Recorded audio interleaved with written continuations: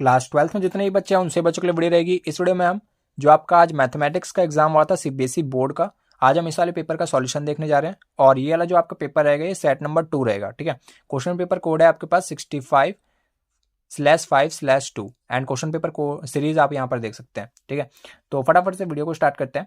इससे पहले जो सेट नंबर 1 है उसका ऑलरेडी डिस्कशन हो रखा है, ठीक है। तो जिन भी बच्चों का सेट नंबर 1 था तो डिस्कशन में आपको कंप्लीट वीडियो का लिंक मिल जाएगा, वहां पर से आप वीडियो पर विजिट करके आप उस वाले वीडियो में जो आपके पेपर था उसका सॉल्यूशन देख सकते हैं, ठीक है। आज की इस वीडियो को स्टार्ट करते हैं।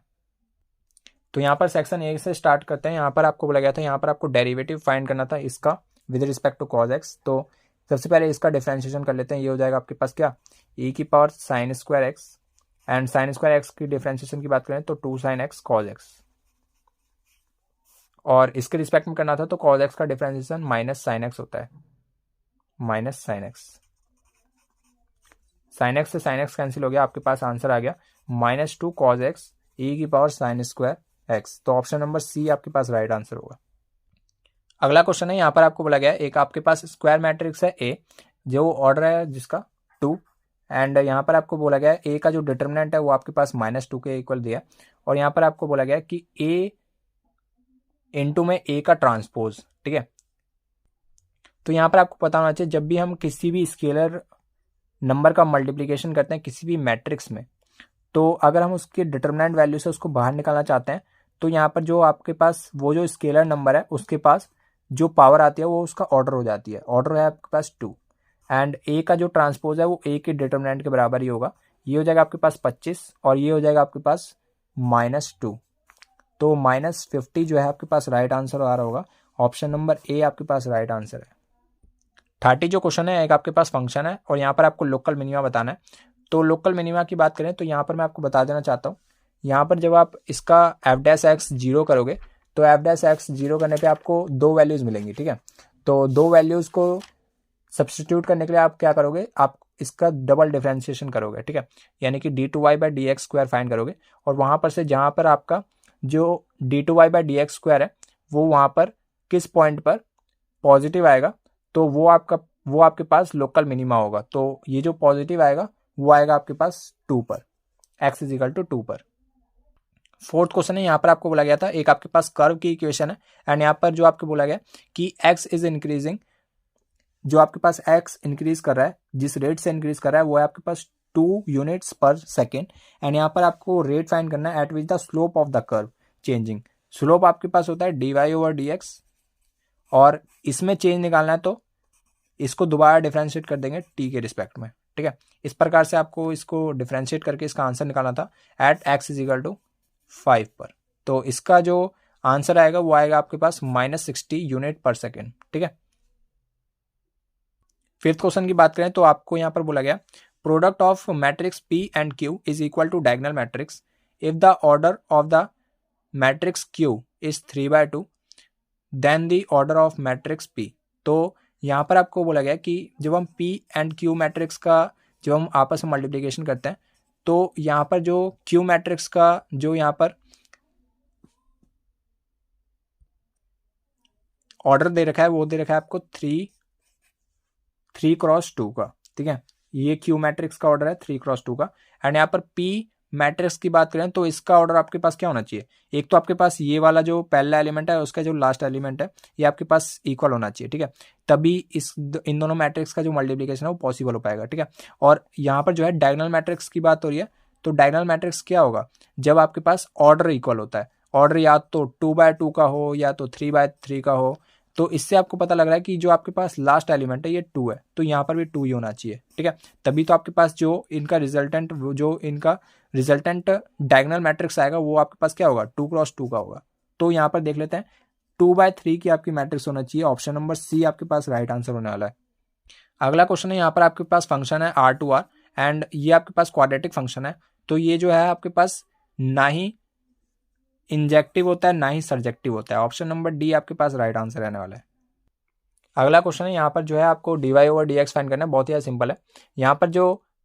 यहाँ पर साइन xy है इज इक्वल टू में 1 लिखा है। अगर मैं दोनों तरफ साइन इनवर्स ले लूँ तो यहाँ पर बचेगा हमारे पास xy, और यहाँ पर हो जाएगा हमारे पास साइन इनवर्स 1, और ये जो है आपके पास कांस्टेंट हो जाएगा, इसका डिफरेंशिएशन 0, और इसका डिफ्रेंसिएशन हो गया आपके पास, प्रोडक्ट रूल लगाएंगे तो यहाँ पर x का डिफ्रेंसिएशन 0 मतलब 1, और यहाँ पर y एज इट इज, और यहाँ पर x का जो यहाँ पर y का डिफ्रेंसिएशन है वो हो जाएगा आपके पास dy/dx। तो सॉल्व कर लेते हैं। dy/dx की हमें वैल्यू मिल रही होगी -y/x, तो ऑप्शन नंबर डी आपके पास राइट आंसर होगा। अगला क्वेश्चन है, यहाँ पर जो है आपको बोला गया है इनवर्स फाइंड करना है आपको इस वाली मैट्रिक्स का, और इससे कंपेयर करना है और लैम्डा की वैल्यू बतानी है। बहुत ही सिंपल सा क्वेश्चन है, ठीक है। इनवर्स फाइंड करेंगे इसका तो आपके पास आ जाएगा 1 3 3 1 4 3 1 3 4, ठीक है। तो लैम्डा को कंपेयर करेंगे, यहाँ पर लैम्डा, यहाँ पर जो है लैम्डा है और यहाँ पर है आपके पास 4, तो 4 आपके पास राइट आंसर होगा, option number D. 10th question की बात करें तो आपके पास एक ऑर्डर 3 की एक आपके पास मैट्रिक्स थी और यहाँ पर आपको बोला गया एडजॉइंट ऑफ ए जो है 8 के बराबर है। तो यहाँ पर आपको मैं बता देना चाहता हूँ, जो आपके पास एडजॉइंट ए का डिटर्मिनेंट है ना, वो आपके पास ए का डिटर्मिनेंट और इसकी पावर n-1 होता है, where n is order of the matrix. Order है आपके पास 3, तो 3 - 1 इज 2 बराबर 8। तो ए का जो डिटर्मिनेंट है वो आपके पास क्या आ जाएगा, 2√2 आ जाएगा। एंड यहाँ पर इसका ट्रांसपोज की वैल्यू बतानी थी, तो ट्रांसपोज की आपकी वैल्यू कितनी आ रही थी, 2√2, क्योंकि जो आपके पास ट्रांसपोज है वो आपके पास मैट्रिक्स का जो डिटर्मिनेंट होता है वो उसी के बराबर होता है। तो ऑप्शन नंबर डी आपके पास राइट आंसर होगा। अगला क्वेश्चन है, यहाँ पर जो है इस प्रकार से आपको एक इंटीग्रेशन दे रखा है, तो सॉल्व करते हैं। यहाँ पर सबसे पहले लेट कर लेते हैं, लेट कॉट थीटा बराबर टी, यहाँ पर इसका differentiation minus cosec square theta हो जाएगा, और यहाँ पर डी थीटा बराबर डी टी। तो यहाँ पर से π/4 पुट करेंगे तो 1 आ जाएगा, π/2 पुट करेंगे तो क्या आ जाएगा, π/2 पे ये हो जाएगा हमारे पास 0, एंड यहाँ पर ये हो जाएगा आपके पास -dt, और ये हो गया हमारे पास क्या, ये हो गया हमारे पास t और ये dt, तो t into D T minus का dt, तो यहाँ पर ये हो गया हमारे पास t²/2, और इन दोनों का हम इन दोनों का जो है हम ऊपर नीचे लिख सकते हैं क्योंकि एक नेगेटिव साइन है, तो 1 0, ये हो जाएगा आपके पास 1/2। ऑप्शन नंबर ए आपके पास राइट आंसर होगा। अगला क्वेश्चन है, इसका इंटीग्रेशन फाइंड करना है, ठीक है। तो बहुत ही सिंपल सा है, यहाँ पर जो है सबसे पहले हम इसमें से ना 4 कॉमन ले लेते हैं, और रूट में से जब हम 4 कॉमन लेंगे तो बाहर आपके पास 1/2 आ जाएगा, ठीक है। एंड यहाँ पर ये हो जाएगा आपके पास dx बटे अंडर रूट में 9/4, जिसको हम क्या लिख सकते हैं, 3/2 का होल स्क्वायर माइनस x², ठीक है। और इसका इंटीग्रेशन आप सभी जानते ही हैं, ठीक है, क्या होता है, साइन इनवर्स x/3/2, 2 ऊपर चला जाएगा, तो 1/2 sine inverse 2x/3, option number B. 13 question है, एक आपके पास पैराबोला की इक्वेशन दे रखी है, x = 1 पर आपको जो है ना इसका जो बाउंडेड एरिया आएगा वो आपको यहाँ पे बताना है। तो बाउंडेड रीजन जो आएगा वो आएगा आपके पास 8/3। अगला क्वेश्चन है, यहाँ पर आपको डिफरेंशियल इक्वेशन को सॉल्व करना है, तो ये आपके पास वेरिएबल सेपरेबल है, ठीक है। तो dy/dx बराबर e⁻x + y है, तो इसको मैं लिख सकता हूँ e⁻x × e⁻y, ठीक है। तो e⁻x को यहीं पे रहने देते हैं और dx को इधर ले आते हैं, और dy बट्टे e⁻y, ऊपर आएगा तो e⁻−y, इंटीग्रेट कर देते हैं, e⁻−y और एक नेगेटिव साइन प्लस में c बराबर e⁻x, ठीक है। c बराबर आ जाएगा आपके पास e⁻x प्लस e⁻−y। तो ऑप्शन हमें दिख रहा है यहाँ पर option A, e⁻x plus e⁻−y = c। आपको जो है यहाँ पर Cartesian equation of line passing through this point and parallel to this line, तो आपके पास जो ये लाइन आ रही होगी वो आएगी आपके पास, मैं आपको बता देता हूँ। आप जब इसको सॉल्व करेंगे ना तो आपके पास ये आ जाएगा x - 1 / 1 = x + 3 / 1 z - 2 / 2। 17 क्वेश्चन की बात करें तो आपको बोला गया है ये दोनों आपके पास इक्वल है, तो आपको इनमें से ऑप्शन चूज करना है, ठीक है। तो प्रोबेबिलिटी ऑफ a/b यानी कि probability of a intersection b divide by probability of b is equal to probability of a intersection b divide by probability of a। तो ये से कैंसिल होके प्रोबेबिलिटी ऑफ a जो है प्रोबेबिलिटी ऑफ b के बराबर आ जाएगा। Option number D right answer होने वाला है। क्वेश्चन नंबर 18 की बात करें तो आपको 2 पोजीशन वेक्टर दिए गए थे पी एंड क्यू पॉइंट्स के, एंड यहाँ पर आपको आर पॉइंट दिया गया था जो लाइन सेगमेंट पी क्यू को 3:1 में डिवाइड करता है, एंड एस आपके पास एक ऐसा मिड पॉइंट है जो पी आर को इक्वल रेशियो यानी कि 1:1 में डिवाइड करता है क्योंकि मिड पॉइंट है, ठीक है।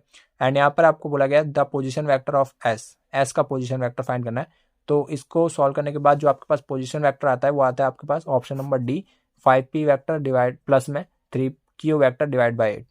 असर्शन रीजन की बात करें तो इसका जो आपके पास डोमेन दे रखा है वो दे रखा है -1 से 1, एंड रेंज की बात करें तो ये आपके पास इसकी जो रेंज है वो गलत दे रखी है, ठीक है। तो reason false, assertion true. Option number C आपके पास राइट आंसर होगा, assertion is true and reason is false, ठीक है। और यहाँ पर इसकी जो रेंज होती है वो आपके पास 0 to π होती है। एक आपके पास सिंपल सा क्वेश्चन पूछा गया था, ए इसके बराबर था और बी इसके बराबर था, तो आपको ए प्लस बी की वैल्यू फाइंड करनी थी, ठीक है। बहुत ज़्यादा सिंपल था, उम्मीद है आप सभी ने कर लिया होगा, ठीक है। एक आपको ये वेरीफाई करना था कि ये वाला फंक्शन आपके पास कॉन्टिन्यूस है या फिर नहीं, तो ये वाला जो फंक्शन है आपके पास कॉन्टिन्यूस फंक्शन है, ठीक है। और जो ये वाला क्वेश्चन है ना, इसको आप कैसे कर सकते थे, एक्स को आप डाल देते A cos theta, sorry cos theta, only cos theta, and B Y को आप डाल सकते थे कॉस फाई, तो आपके पास आपका आंसर आ जाता। इसकी बात करें तो आप इसको सॉल्व कर सकते थे कैसे, यहाँ पर जो है आप प्रॉपर्टी का इस्तेमाल कर सकते थे, इसको हम आई के बराबर मान लेते हैं और इक्वेशन नंबर फर्स्ट मान लेते हैं, ठीक है। और यहाँ पर हम प्रॉपर्टी लगा देते हैं, एक्स को रिप्लेस कर देते हैं किससे, पाई माइनस एक्स से। तो कॉस के अंदर पाई माइनस एक्स आपके पास माइनस कॉस एक्स होता है 0 to π, एंड e की power minus cos x divide by e की power minus cos x plus में e की power cos x. Equation number first and second को ऐड करेंगे तो हमारे पास मिल जाएगा 0 to π dx, तो ये आ जाएगा हमारे पास x 0 to π, और ये हमारे पास 2i आ जाएगा क्योंकि i 2i होता है, ठीक है। i = π/2 हमारे पास आंसर आ जाएगा। 34 क्वेश्चन में जो ये वाला आपके पास इंटीग्रेशन आया था ना, इसका आपको बाउंडिंग रीजन फाइंड करना था, तो ये आपके पास 18 π आएगा, ठीक है। तो बाकी बस इस वीडियो में इतना ही, बाकी अगली वीडियो मिलते हैं किसी नए टॉपिक के साथ, तब तक के लिए जय हिंद जय भारत।